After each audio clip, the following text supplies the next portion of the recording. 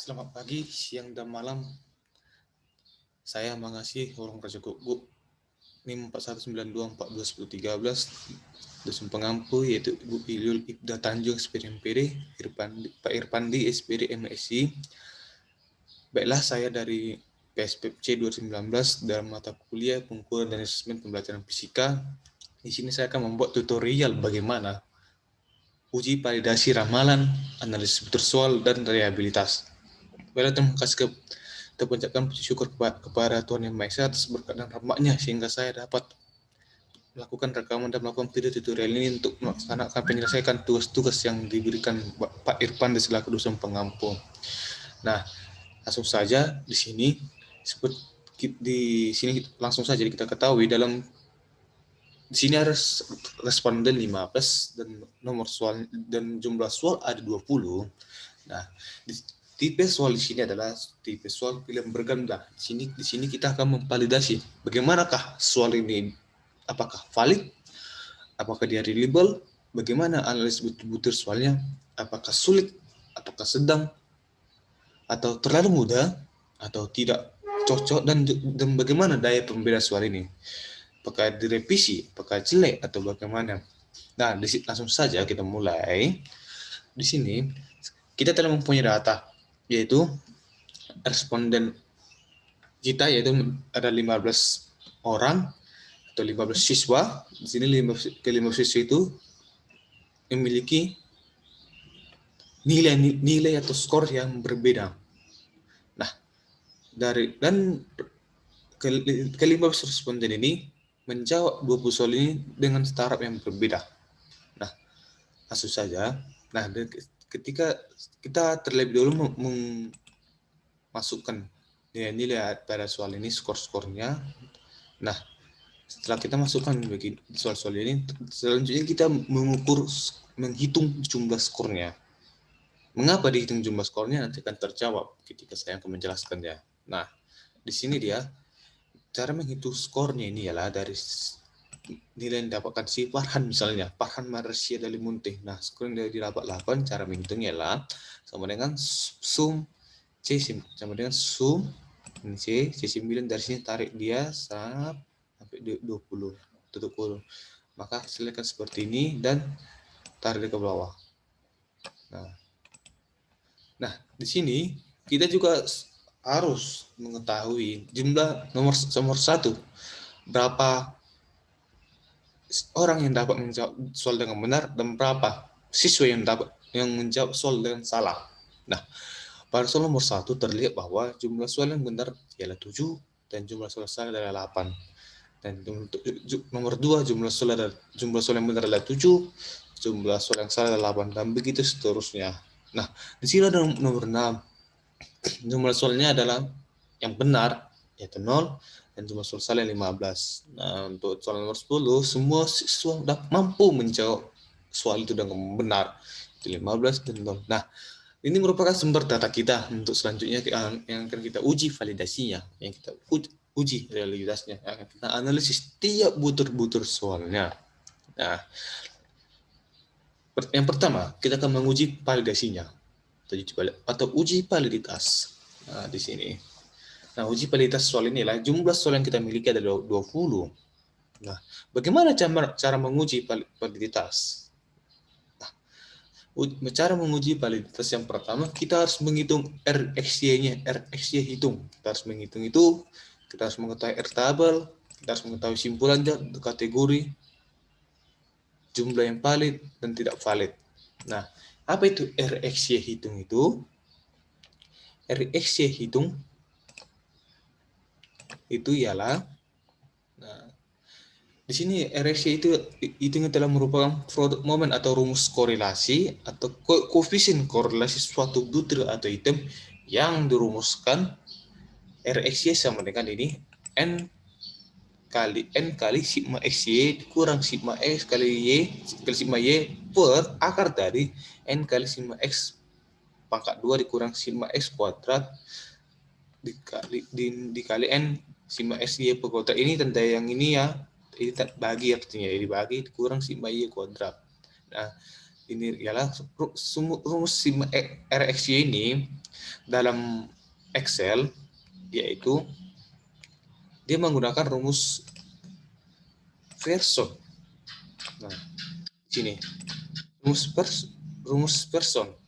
Nah, dalam Excel kita untuk mengetahui rumus RX-nya kita menggunakan rumus Pearson sama dengan ini. Kedua kita masukkan dia, kita klik di sini, kita ketik di sini Pearson sama dengan C15 itu mana X1-nya, mana X-nya. Nah, di sini X yang menjadi nilai X1 yaitu nilai dari jumlah soal yang benar pada nomor 1. Nah, kita akan tarik dari sini, tarik dia sampai sini.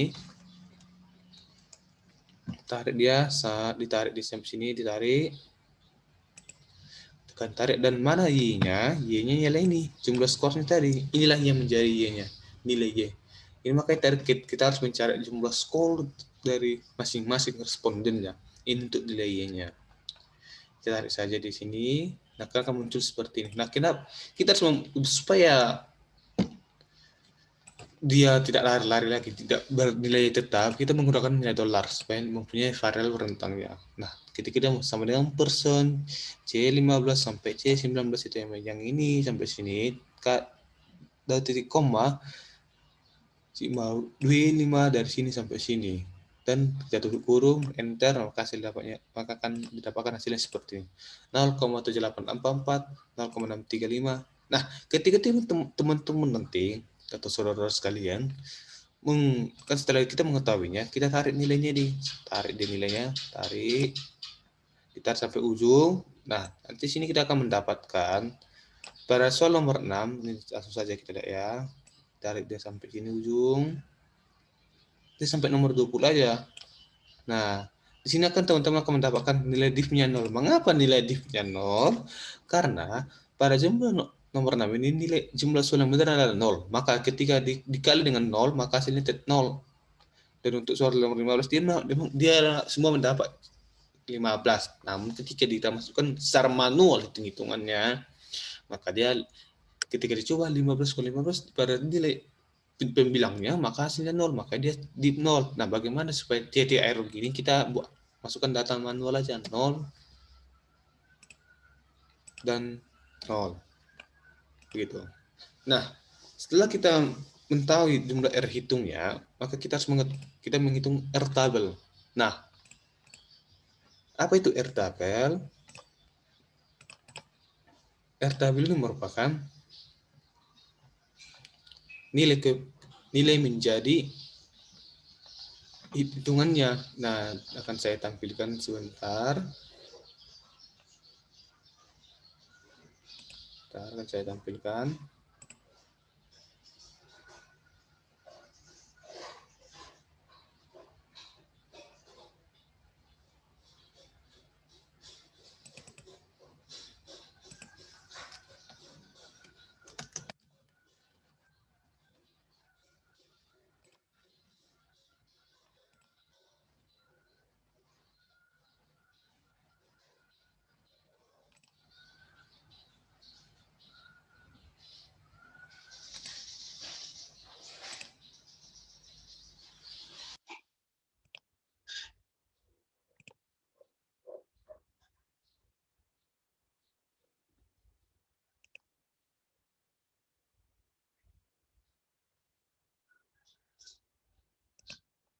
Kita akan menampilkan R tabelnya. Nah, ini R tabel.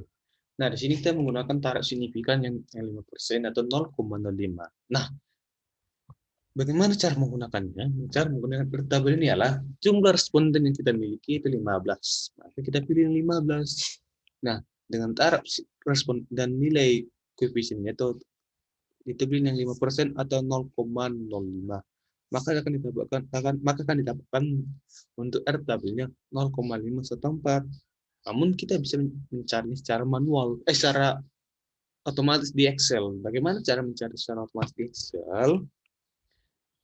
Caranya begini. Saya ulangi, kita setelah mengetahui ini R tabelnya nilainya 15, responnya kita pilih 15, dan taraf signifikannya kita pilih 0,05%, 0,5% atau 0,05, maka mendapatkan R tabel 0,514. Selanjutnya, kita melihat di uji validasi. Nah, kita bisa juga mencari secara manual, secara otomatis di Excel dengan menggunakan rumus ini. Nah, if C sama dengan 20 sama dengan 0, jika 0 dan INP 0,55 ini taraf signifikannya tadi dikali count atau dihitung DC15 dari sini sampai sini dikurang 2 baru bagi akar dari nilai count C5 sampai 19 dikurang 2 tambah TNP dengan taraf signifikan 0,5 tambah C15 min 2 kali 2. Pangkat 2 ini ya. Ini pangkat 2 artinya. Maka akan didapatkan nilai taraf signifikannya atau R tabelnya 0,15. Nah, setelah kita mengetahui RXY hitung dan R tabel, maka kita harus juga mengetahui bagaimana sih setelah kita mendapatkan nilai kedua itu. Nah, di sini dikatakan jika R hitung lebih besar dari R tabel, maka instrumen nyatakan valid. Nah, jika R hitung lebih kecil dari R tabel, maka instrumen tidak dinyatakan valid, dinyatakan invalid atau tidak valid.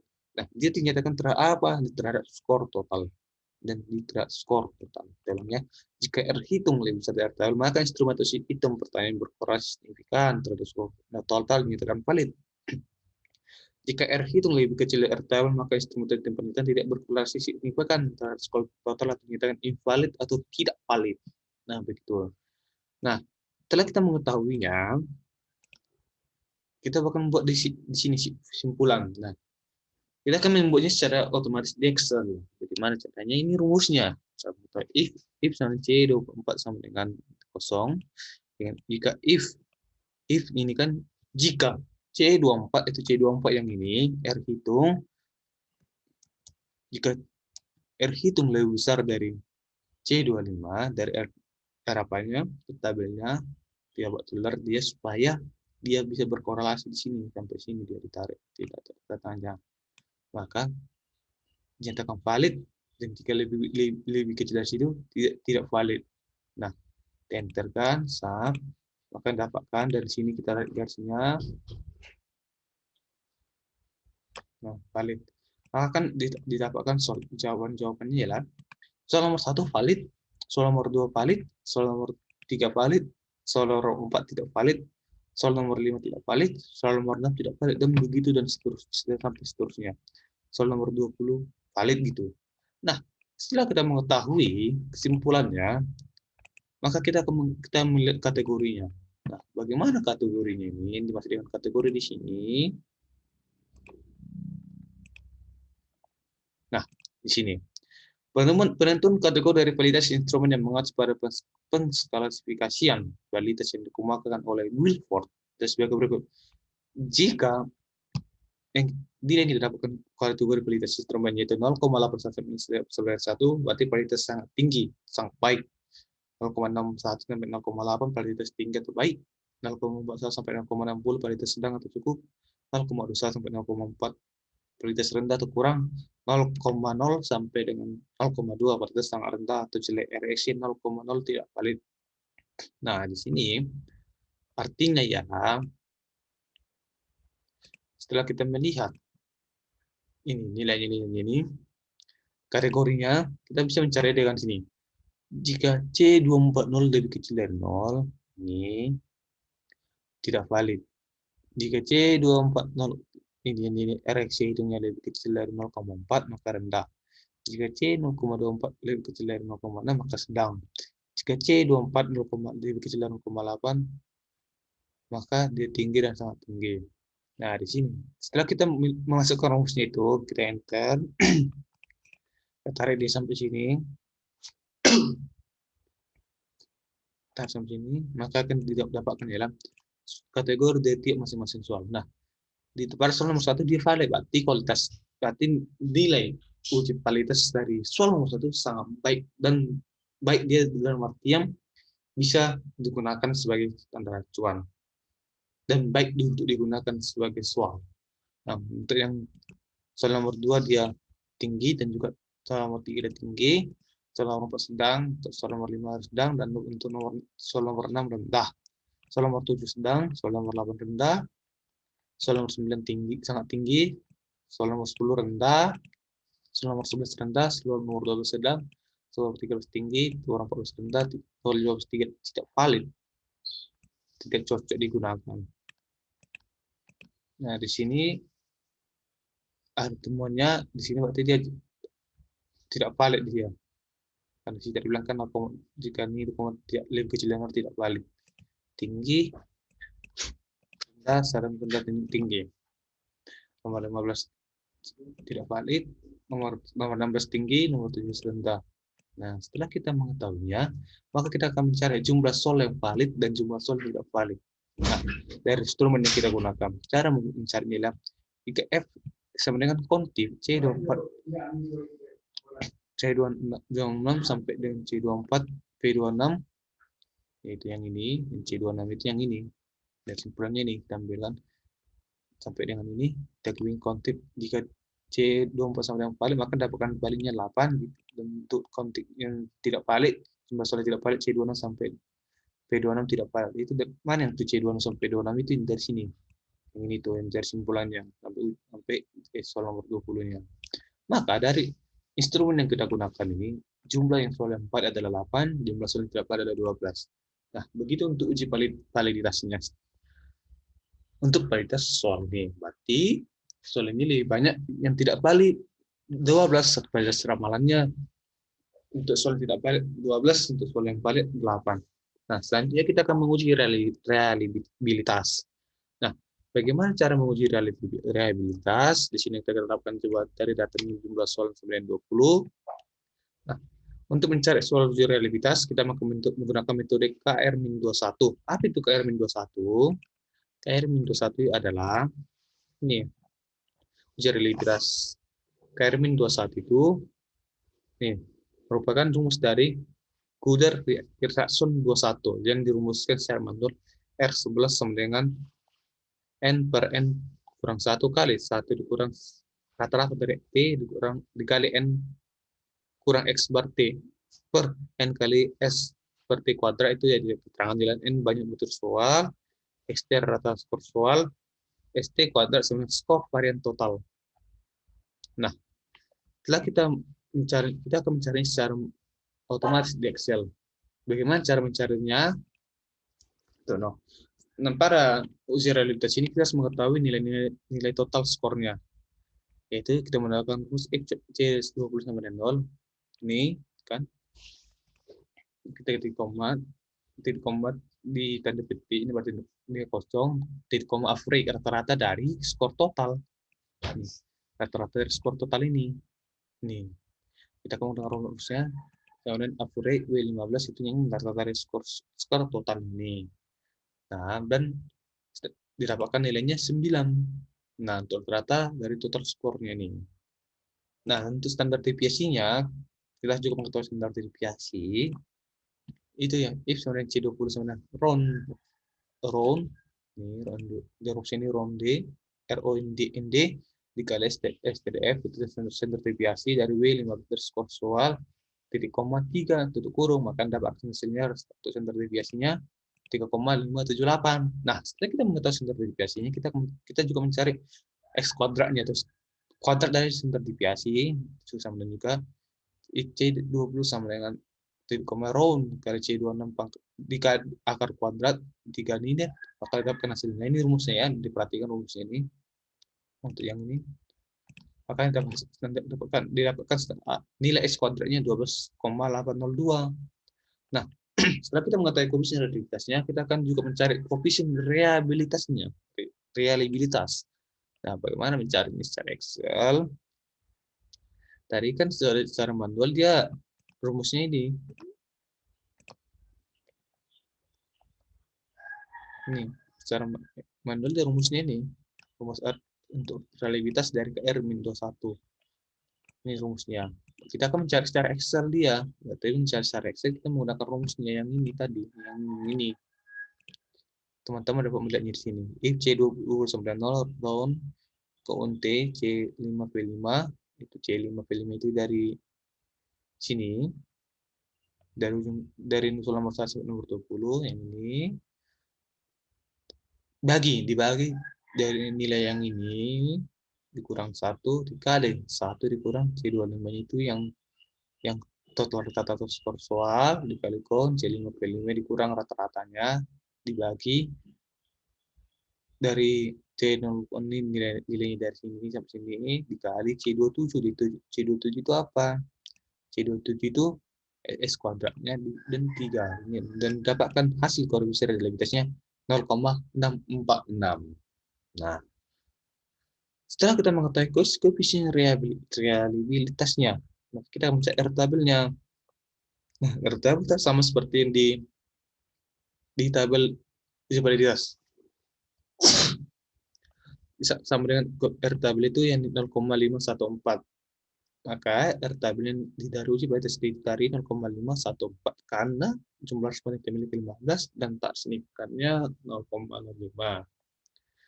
Nah, dan di sini dapat kesimpulannya reliable. Nah, bagaimana cara mengetahuinya itu? Di sini telah dikatakan jika 0,08 lebih kecil dari R11 atau koefisien reliabilitasnya lebih kecil dari atau sama dengan 1, maka reliabilitas sangat tinggi.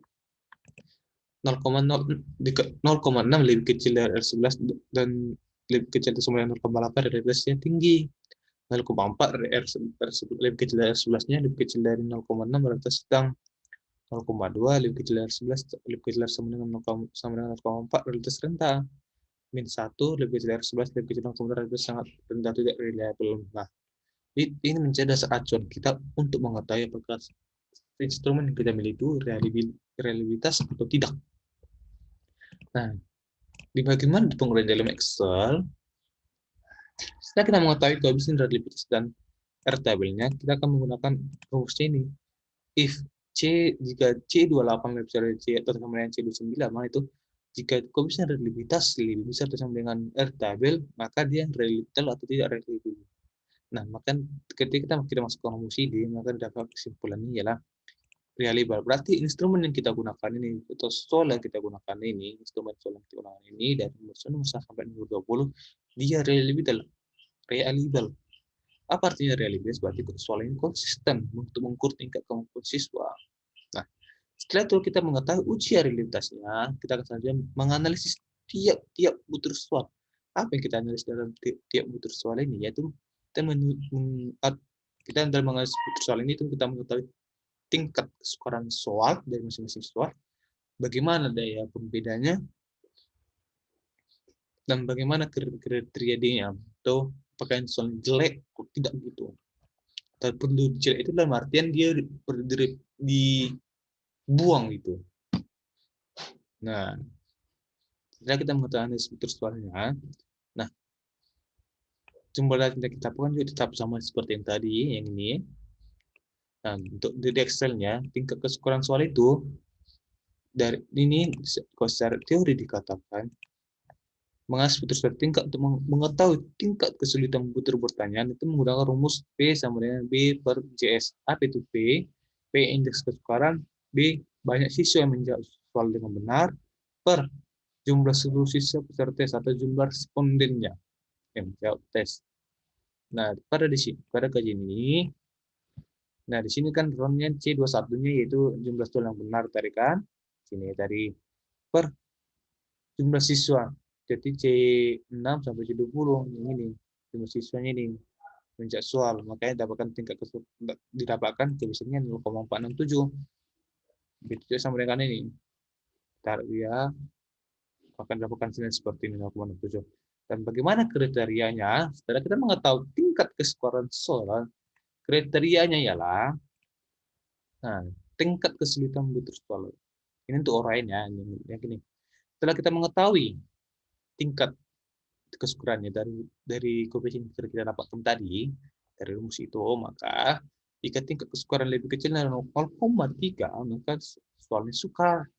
Jika soalnya di antara koefisien 0,3 lebih kecil sama dengan tingkat kesukaran lebih kecil sama dengan 0,7 atau di alamat tengah-tengahnya ini, maka tingkat kesukaran soal itu sedang. Bagaimana untuk yang tingkat kesukarannya lebih besar dari 0,7, maka tingkat kesukaran soal adalah mudah. Ini menjadi racun kita untuk menentukan tingkat kesukaran soal. Nah, tingkat kesukaran soal setelah kita mengetahuinya, kita mengenal rumus di sini. Nah, jika tingkat kesukaran soal atau C26 lebih kecil dari sama lain 0,3, maka di soalnya suka. Jika soal di antara 0,3 dan di antara 0,7, maka soalnya sedang. Jika soal lebih besar dari 0,7, maka soalnya mudah. Ini adalah rumusnya. Dapat di dalam penjelasan saya ini. Yang ini mudah. Nah, setelah kita mengetahuinya, kita tarik ke samping, gini, tarik di samping sini, sampai sini, maka akan didapatkan soalnya sedang, sukar, sedang, sukar. Sedang, sukar, sedang, sukar. Nah, di sini dikatakan, nah di sini kan dia karena dari nol, karena kan dia tidak ada variannya, berarti kita buat kita ketik nol.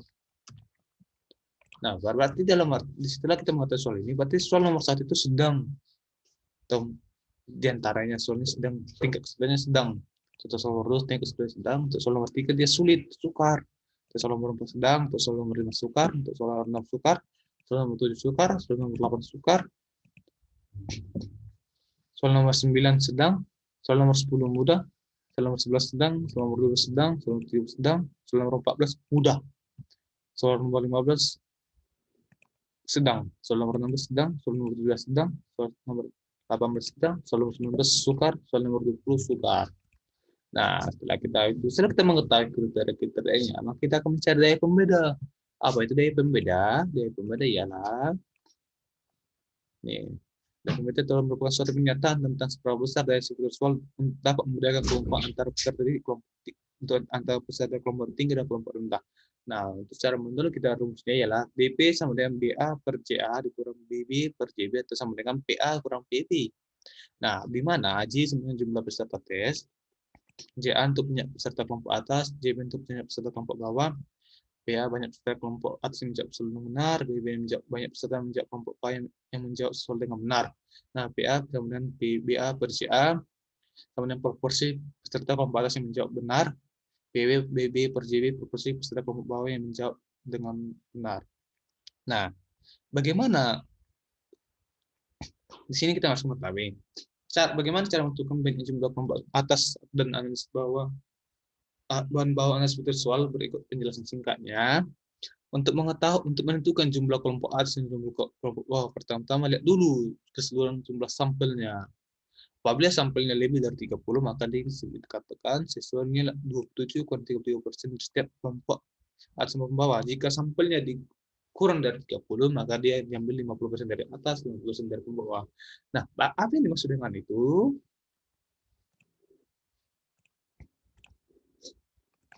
Nah, di sini kelompok aksi kan instrumen kita kan instrumen yang kita miliki dia lebih kecil dari 30, berarti respondennya ada 15, kok 15 dia kelompok atasnya 50%, kelompok 50%. Nah, karena ini 15, berarti kita ambil dia kelompok atasnya 7, bisa 8, bisa 7 rentang segitu. Namun saya di sini saya mengambil kelompok atas 7, untuk yang kelas bawahnya saya ambil responden 8. Nah, setelah untuk yang pertama kita cari PA-nya.